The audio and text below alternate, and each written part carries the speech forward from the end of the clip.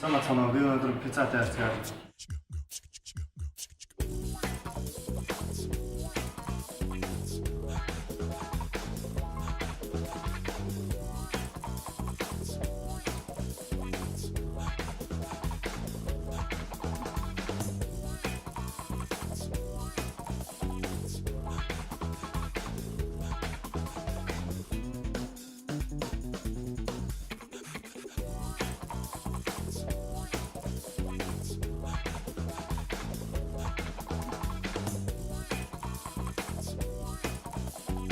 Би сая 5 минутын дотор ноутбукийг хийлээ.